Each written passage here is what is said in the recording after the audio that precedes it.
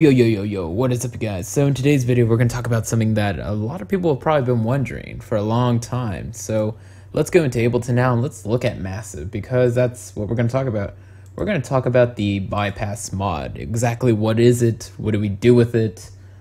What the hell is it? Well, I have the answers for you if I can just find the right Massive to pull up. Let's go with this one.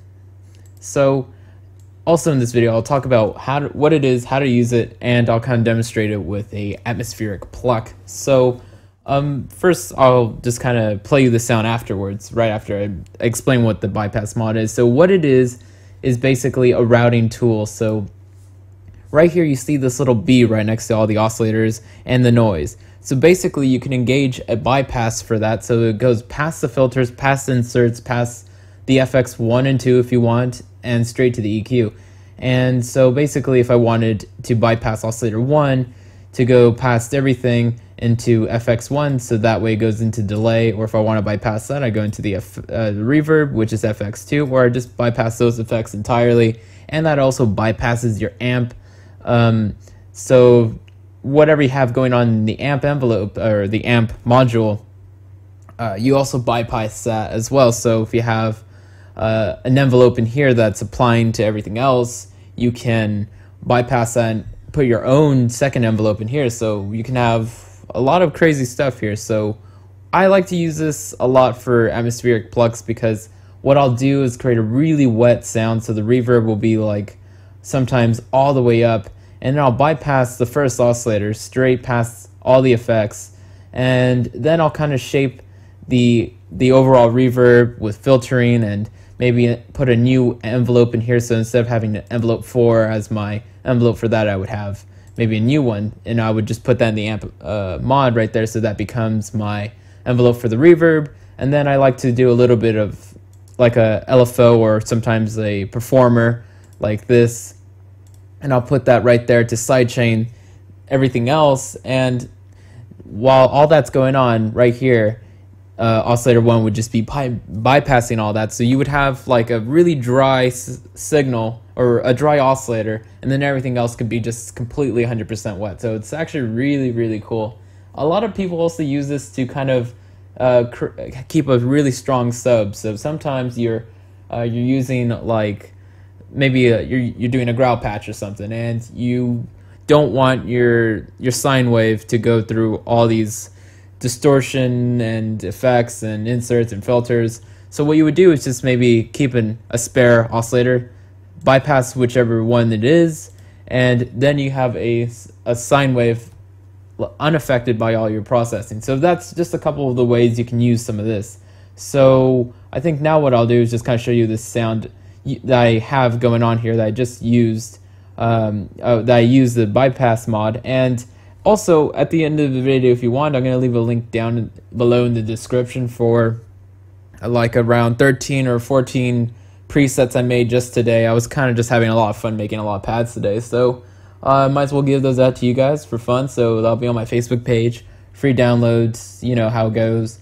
So let's go ahead and play this. So let me just go ahead and find the right one, and we'll solo it, so you won't hear me for a sec. So that's probably good for you, right? So let's solo.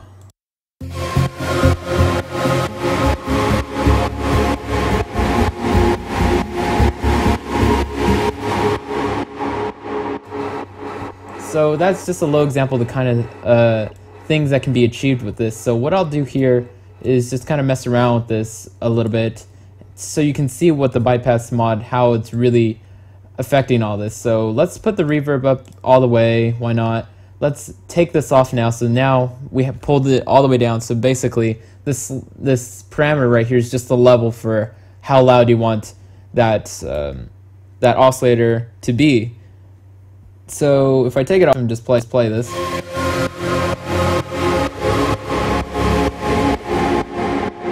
it's just the 100% wet sound. So maybe if I bring up the filter a bit, we can hear that reverb. Maybe if I kill it a little bit as well.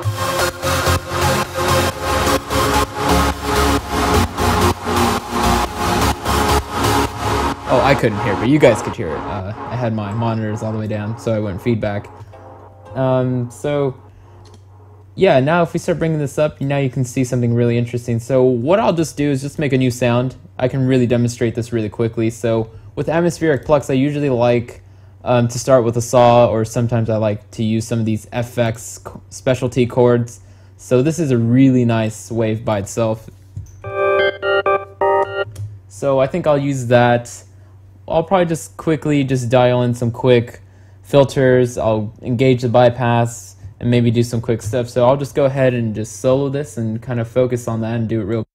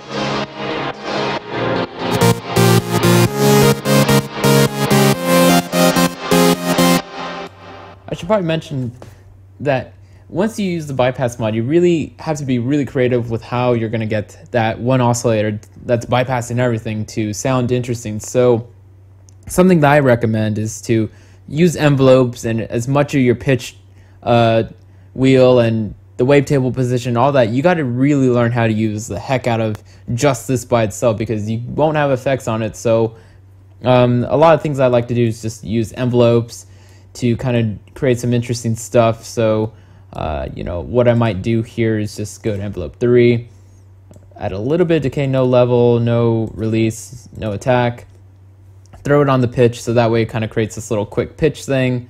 And then you kind of want to maybe think about detuning.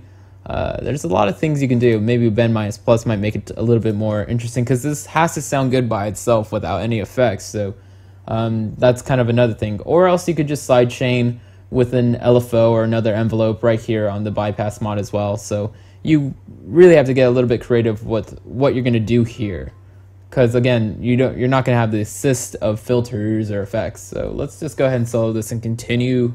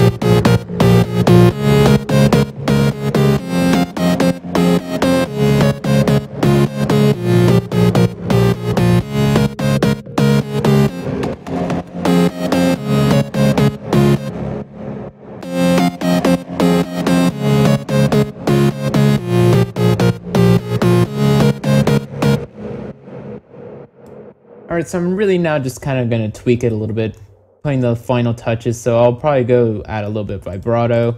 Now I'll probably start bringing up the voicing, which is something you probably should do at the beginning, but I kind of just forgot. And another thing I like to do is just add a little bit of pitch. So a lot of people kind of like to fiddle with, setting it somewhere, getting exactly at the right line. I just like to put it all the way to the right and then just pull it down and set the amount right here. So I just drag up the amount here. So usually I want very little of this. A lot easier than going, let me try to figure out where it's going to be. No, just set your amount. It's a lot easier. And then, of course, a little bit pan position. So I'll drag it a little bit over there. Really cool thing also is to use the modulation oscillator. Use the ring mod or phase on certain oscillators.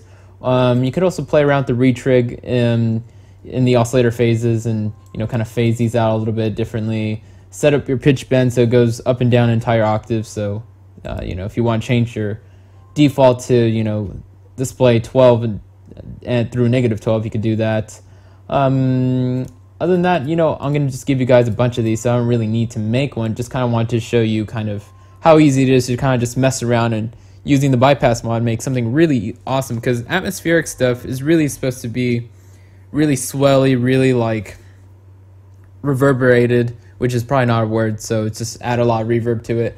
And the thing about that is, if we just use the bypass mod, we can have a dry oscillator sitting on top of this whole bed of long delays and reverb, and then you can sidechain the amp mod and control the amp mod to control the reverb, and then add filtering. So it's just really easy. So hopefully this gives you guys some ideas. I think Massive is probably my favorite synth for digital type synth to make pads and those kind of things, which is kind of funny because there's a lot of good other synths that are really fat sounding, but they just don't give you the same sort of routing abilities. So Massive is really, really powerful, and it takes years and years for people to learn how to really apply all of the stuff that Massive can do.